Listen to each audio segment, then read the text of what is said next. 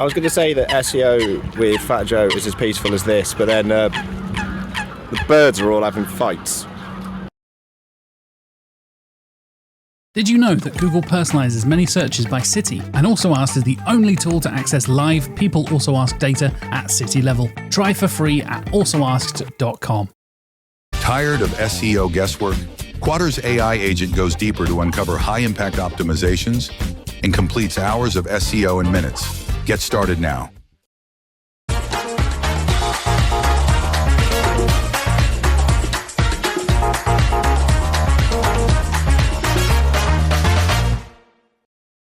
Thank you very much. So what is the point of this talk? Well, we want to reprioritize the obsession with Google's Page Speed Insights tool and the Lighthouse results. Reprioritize that with actual users. What obsession are we talking about? This. Sharing those little green donuts. That's Google Lighthouse. It is a great achievement, and I get you want to show it off. But myself, I have even succumbed to sharing this. We want to reprioritize that with actual people, because at the end of the day, this is not the most important thing to Google. Why? Quick story. So I was approached by a leading European online newsletter, and they said, we're failing Core Web Vitals. We want to fix it. Help us, please. So we had a chat, but this is what he came back to me. He said, any changes that you make, please verify it won't affect the page speed Lighthouse score under 90. Anything above 90 is fine, but we don't feel safe if Core Web Vitals are all green, but our page speed is at 60 or 80. Why is that viewpoint so wrong? He's basically given it a one or the other viewpoint. And unfortunately for him, he was viewing the performance score out of 100 more important than Core Web Vitals. Lighthouse performance score is not officially a ranking factor. That little green donut, it actually means absolutely nothing.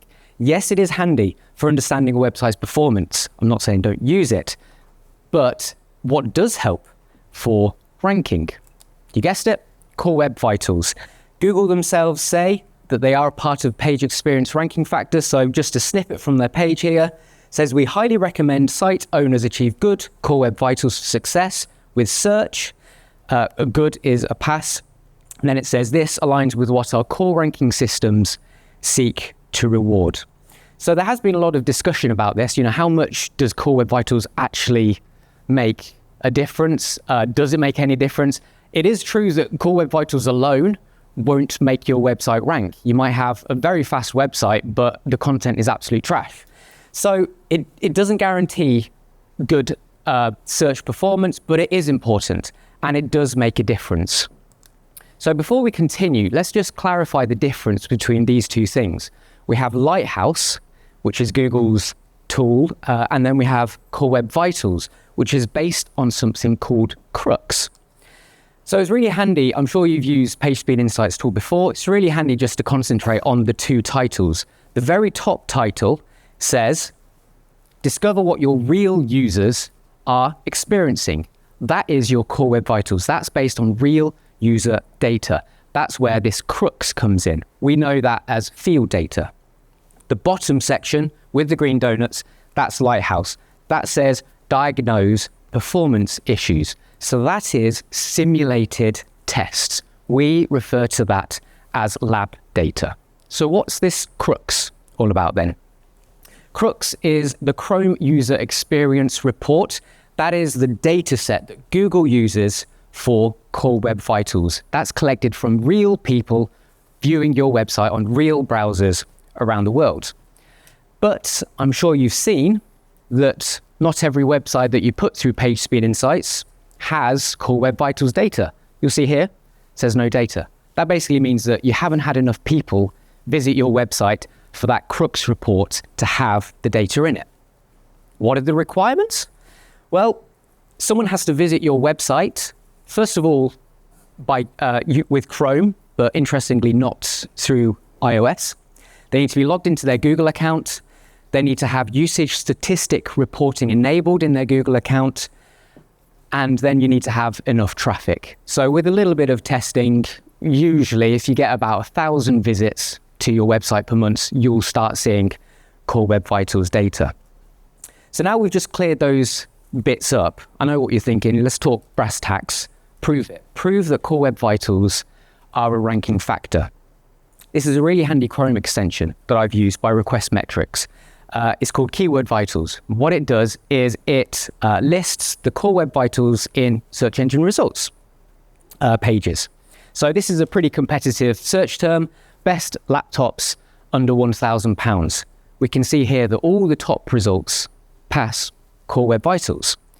But let's have a look at each of those results and see how they perform with Google Lighthouse. Position number 1 was independent. Passes Core Web Vitals, gets a measly 53 out of 100. Laptops Direct, even worse, 34 out of 100 in performance. But again, passes Core Web Vitals. Artings, 71 out of 100. Viking Direct, 86 out of 100. So they all passed Core Web Vitals, but they all had poor Lighthouse scores. And it's the same across the board. Some of these are classed as like the most expensive competitive keywords. Insurance, lawyer, mortgage, credit. All of the top results pass Core Web Vitals. Seems obvious. Core Web Vitals is good. But what if you don't have crux data? What now? What if you just don't have enough traffic to your website? This is where things get a little bit interesting, because I ran an experiment. And the experiment is, does that PageSpeed Insights Lighthouse performance score actually make a difference? So what it is I created a landing page based on how Google fonts affect LCP, your largest contentful paint. One of them was dead slow. One of them was very, very fast. And you can see that the content was exactly the same. The SEO is green on both of them, so exactly the same markup and the same content. Let's see how they performed. Slow site. So I launched these sites in November, and these screenshots were taken last week. In Google Search Console, site 1 got 2 clicks, 32 impressions. The fast site got 30 clicks and 313 impressions. This is feeble numbers. I appreciate that. But it's a fact. The fast page got 1,400% more clicks, 878% more impressions. So Google is clearly prioritizing that page. But, what's going on? We don't have enough traffic for crux or Core Web Vitals data. So all Google technically has to go on is that Lighthouse score. So Google's saying Lighthouse means nothing. Concentrate on Core Web Vitals. The top ranking websites do pass Core Web Vitals, but the experiment shows that the Lighthouse results also do make a difference. So have I just wasted 10 minutes of our lives? Well, the truth of the matter is we just don't know how Google works. All we know is that that fast page that I created, it would have passed Core Web Vitals if it had enough crux data. So again, we just don't know how Google gets and gathers this data for its ranking, for its ranking systems. So let's just have a think about a website which has 100 out of 100 on performance. Surely it's really, really fast, and it means that it's going to pass Core Web Vitals. Well, no. This is a really interesting study by 2 principal engineers at Google, Philip Walton and Brendan Kenny. They analyzed all of the pages in the HTTP archive corpus. This is a lovely flame graph. The correlation between high Lighthouse scores and how they perform with Core Web Vitals. Less than 50% of sites with 100 out of 100 in their Lighthouse performance score actually passed Core Web Vitals. Lighthouse is a superb tool, but chasing that high performance score can result in bad choices. Recall what the title of this talk is. Don't be blinded by Google Lighthouse. Shift your focus to Core Web Vitals and real users. So we want to focus on real people rather than these automated tests. We don't want to take Lighthouse performance score as gospel. We don't want to focus all of our energy on getting that little green donut, because there are loads of limitations to that performance Lighthouse score. We don't want to take Lighthouse as gospel. One of the reasons why is that when you run a Lighthouse audit, it only tests the first visit experience. So at that moment, there is absolutely zero caching. So you might run an audit and it'll be like, oh, you've got a render blocking CSS file. I'm going to knock a few points off for that. Whereas a developer who is desperate to get that as high a score as possible will be like, well, okay, I'll show you. I'll take all of that CSS out of the external CSS file. I'm going to put it in line. I'm going to put it in a style tag in my head. But then what will happen? Well, your HTML doc is bloated and you've lost the cacheability of that CSS file.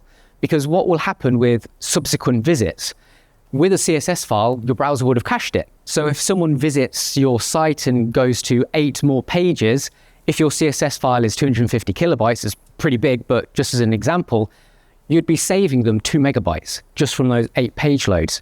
But if you inline it all, that 250 kilobytes is now in your HTML document, and it slows down your page load because your TTFB is bigger and they're just downloading more and more on every page load.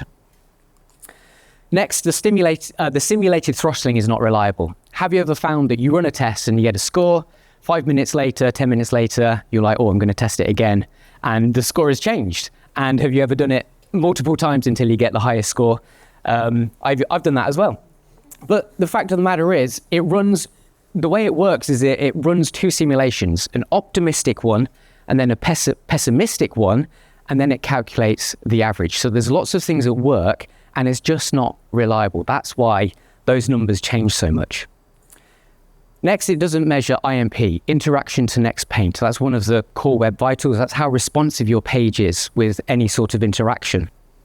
Now, a lot of speed plugins say, oh, tick this option to delay all JavaScript until user interaction. So that basically means that no JavaScript will load on the page until the user interacts with it, whether it's scrolling, hovering, tapping, clicking, whatever. So Google Lighthouse would be like, great, there's absolutely zero JavaScript on this page. Have 100 out of 100. Life is good. But for a real user, it's really frustrating because what happens if you view a website on your phone and you click the menu button and you're expecting it to open the menu? But because that's the first interaction, that is the point where all the JavaScript loads. So nothing actually happens. Then the user has to click it again. At this point, all the JavaScript is chugging away. They tap it, they do a rage tap or whatever, or they even just ditch the website. It results in a higher IMP by doing this, but also it results in bad tracking data. Because what if someone visits your website, no JavaScript has initialized or load, and they don't interact with the page, but they just click the back button straight away? That is actually a lost track because your analytics tracking tool hasn't actually tracked them. Yes, your bounce rate will go down, so it's a great way to reduce your bounce rate, but obviously it's just not accurate. It only measures early layout shifts. So again, cumulative layout shift is another one of Google's core web vitals, but it only ever measures the shifts right at the top of the page. So as you scroll down, you've seen it before, you go to click a button, moves out of the way, you end up clicking something else. Very frustrating for users. So it only takes the above the fold shifts. Next up, the recommendations just don't always make sense. For instance, you might run a test on a page and it says your LCP is too long. And the reason why is because your image is just a tiny bit too big. You should optimize it until it looks like a potato. But the LCP is usually an image, your LCP element. That is usually the result of many other things, not the cause of it. So it sends you down the wrong direction. So we've seen its downfalls. So I know what you're thinking. What can you do? You still want to flex. Well, what you should do is gather real data. Forget all that lab data. It doesn't mean anything. How can we do that? Well, if you have enough traffic to your website and you have the Core Web Vitals little graph on PageSpeed Insights, great, share that. However, you can gather real data using a RUM tool, real user monitoring. It's also a very nice mixer with Coke. But what is it? Well, it's a RUM provider will give you a little bit of JavaScript. You'll put it on your website. every single visit that comes to your page, every single visit, it tracks all that information, slings it back to them. So why is RUM so great? It's instantaneous data. So Core Web Vitals is based on a 28-day rolling period. So if you do a fix on a page, you have to wait 28 days for it to properly, filter through. Whereas with RUM, literally the minute after you deploy a fix, it will show up. Has my LCP been fixed? Is my CLS a lot better? Additionally, you can fix issues before they become a problem. So you might deploy a new page and accidentally your LCP image, your hero image is lazy loading and you just don't notice it. 28 days later, you're like, oh, damn, my page is failing Core Web Vitals. Why? And then you look into it and then you fix it. You have to wait even longer. With RUM, because that data is there instantaneously, you can just find out straight away. Next up, you get data from all visitors. Obviously with Crux, as we looked at previously, there are certain requirements. This is every single person who visits your website. So no matter what browser they're on, no matter what device they're on, we're capturing that information. It's how actual people experience your website. It's not just a lab. We're not just appeasing computers. Additionally, you can drill down into any issue template page. So with Core Web Vitals or in Google Search Console, it can usually be a little bit tricky to actually drill down into the issue, find out what's causing your site to fail. Whereas with RUM, obviously you can drill down by page, by template, by issue. So you can look at all the pages with a CLS issue, or you can look at one particular template, etc., etc. It's just so much easier to find these issues. So I know you're thinking, great, tell me more about the tools. So there's a couple of free options. One is request metrics. Now this is quite unusual because usually all of the big RUM providers have a free trial. So they'll be like 10, 14 days for free, but then you have to pay. Whereas request metrics is one of the only ones, if not the only one, that actually has a free forever tier. Yes, it is limited. So it only tracks like a certain number of visits or a certain period of time, but it's good enough to give you some good information there. Next up is if you run a WordPress site, this dude, Ian Carroll, absolutely amazing. He's created a WordPress plugin which actually tracks the RUM data in WordPress, in the WordPress dashboard as well. Moving on to paid tools, so we have request metrics, as I've already mentioned. Next one is RUM Vision, very good. Debug Bear as well. They're just three. There's quite a few out there, but these are the ones that I've had experience with, which are very, very good. So, just to recap, key takeaway number one, page speed insights, the Lighthouse score is not officially a ranking factor. Core Web Vitals are. Google themselves say it. But a fast site will help search even without Crux and Core Web Vitals data, but only if the performance would match a Core Web Vitals pass.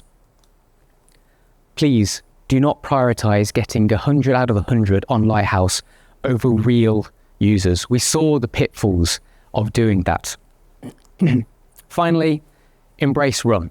That is your secret weapon to performant websites. So there we go. Thank you very much for listening. If you have any websites you want to have a look at, come and find me. I'll be delighted to help you. So your users, they don't care about 100 out of 100 performance score. Google doesn't. They care about fast, smooth, usable websites. We should focus on that. Demand sphere. Limitless visual insights from the SERPs. Unlimited dashboards and users. Easy to use and easy to scale your growth to new levels. Monthly reporting making you want to shove sharp things up your nose? Try Dragon Metrics, the all-in-one SEO software with mind-blowing reporting tools.